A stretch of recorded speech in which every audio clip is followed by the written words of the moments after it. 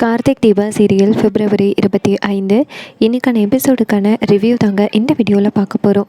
எபிசோடை ஸ்டார்ட் பண்ணுறதுக்கு முன்னாடி இந்த வீடியோவை மறக்காமல் லைக் பண்ணிக்கோங்க. இந்த சேனலை சப்ஸ்கிரைப் பண்ணிவிட்டு உங்களுடைய ஆதரவை இந்த சேனலுக்கு கொஞ்சம் தாங்க. எபிசோடு எப்படி ஸ்டார்ட் ஆகுதுன்னா பார்த்துக்கோங்க. நம்ம ஐஸ்வர்யா தீபா கிட்டே சொல்கிறாங்க, இது மாதிரி எனக்கு மேங்கோ ஜூஸ் போட்டு எடுத்துகிட்டு வா, ஃப்ரிட்ஜில் மேங்கோ இருக்குது அப்படின்னு. தீபாவும் சரி அப்படின்னு சொல்லிட்டு நேராக ஃப்ரிட்ஜுக்கிட்ட போயிட்டு ஃப்ரிட்ஜை ஓப்பன் பண்ணுறாங்க. பார்த்தா மேலே உள்ள அறையில் மேங்கோ இருக்குது, கீழே உள்ள அறையில் 2 பப்பாளி பழம் இருக்குது. நம்ம தீபா மேங்கோவை ஃபுல்லாக எடுத்துகிட்டு போயிட்டு நேராக கட் பண்ணி அதை மிக்சியில் போட்டு செம்மையாக பிளெண்ட் பண்ணிக்கிட்டு இருக்காங்க. அப்போ டக்குன்னு ஐஸ்வர்யா தீபாவை கூப்பிட்றாங்க. அப்போ நம்ம தீபா சொல்கிறாங்க, 1 நிமிஷம் பொறுங்க, இந்த ஜூஸை போட்டு எடுத்துகிட்டு வந்துடுறேன் அப்படின்னு. அதுக்கு ஐஸ்வர்யா சொல்கிறாங்க, இல்லை சீக்கிரம் இங்கே வாப்பா அப்படின்னு. இது கேட்டுட்டு நம்ம தீபாவும் அங்கேருந்து நடந்து வராங்க. நடந்து வந்து நேராக ஐஸ்வர்யா கிட்டே சொல்லுங்கள் என்னாச்சு அப்படின்னு கேட்க, அதுக்கு ஐஸ்வர்யா சொல்கிறாங்க, இல்லை எனக்கு இனிப்பெல்லாம் கம்மியாக தான் இருக்கணும், பார்த்து போட்டுக்க அப்படின்னு. தீபாவும் சரி அப்படின்னு சொல்கிறாங்க.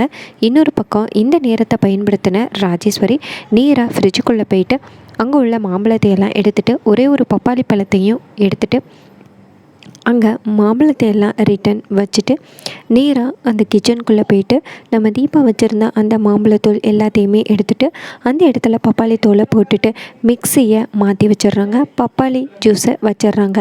இன்னொரு பக்கம் ராஜேஸ்வரி அந்த இடத்துலேருந்து போயிடுறாங்க.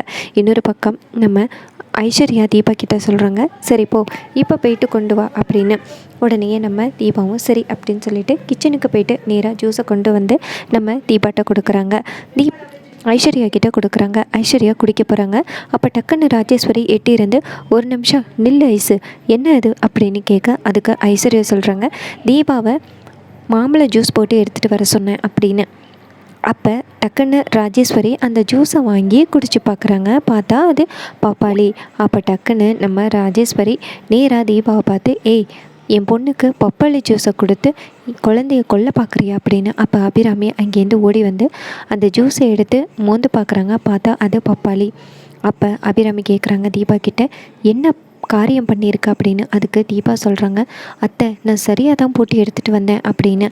அப்போ ராஜேஸ்வரி சொல்கிறாங்க, உன் அப்பனை நாங்கள் அவமானப்படுத்தணும் அப்படிங்கிறதுக்காக நீ இந்த வேலை பண்ணியிருக்கியா அப்படின்னு. அப்போ தீபா சொல்கிறாங்க, நான் ஜூஸ் போட்டதுக்கு அடையாளமாக அங்கே நான் மாம்பழத்தோலை சீவி வச்சுருக்கேன், வேணும்னா நான் காமிக்கிறேன் வாங்க அப்படின்னு சொல்லிட்டு போய் காமிக்கிறாங்க. பார்த்தா அங்கே பப்பாளி தோல் இருக்குது.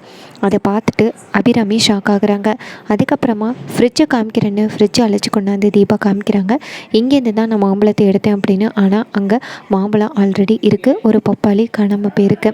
இதை பார்த்துட்டு அபிராமி சொல்கிறாங்க, இங்கே பாரு, உன்னுடைய எண்ணம் முழுக்க பாட்டு மேலே தான் இருக்குது, நீ தேவையில்லாமல் ஆடிக்கிட்டு இருக்க, அதனால தான் கவனக்குறைவால் இப்படி பண்ணியிருக்க அப்படின்னு. அதுக்கப்புறமா அபிராமி கோவத்துலேருந்து அந்த இடத்துலேருந்து போனதோட நம்ம மீனாட்சி சொல்கிறாங்க, இங்கே பாரு, எனக்கு உன் மேலே நம்பிக்கை இருக்குது, அந்த ராஜேஸ்வரி மேலே தான் எனக்கு டவுட்டாக இருக்குது, அம்மாவும் மகளும் சேர்ந்து உன்னைய மாட்டி விடுறதுக்கு இப்படி பண்ணுறாளுங்க அப்படின்னு.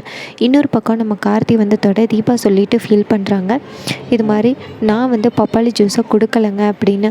ஆனால் பப்பாளி ஜூஸை குடிச்சிருந்தா இன்னொரும் அவங்களுடைய நிலைமை எப்படி ஆயிருக்கும், பாவம் ஐஸ்வர்யாக்கா 5 வருஷம் கழிச்சு இப்போ தான் உண்டாயிருக்காங்க அப்படின்னு.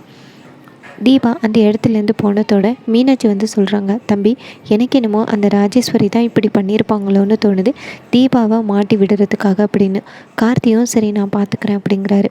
இன்னொரு பக்கம் மாயா அந்த ரெசார்ட்டுக்கு முன்னாடி ரவுடிகளை கொண்டாந்து வச்சுக்கிட்டு இந்த ரெசார்ட்டை அடித்து உடைச்சிருங்க அப்படின்னு சொல்ல, ரவுடிகளும் சரி அப்படின்னு சொல்லிட்டு அந்த ரெசார்ட்டை அடித்து உடைக்கிறாங்க. அப்போ ஒரு ரவுடி அந்த ரெசார்ட்டு உள்ளவங்க கிட்ட மாட்டிக்கிறான்.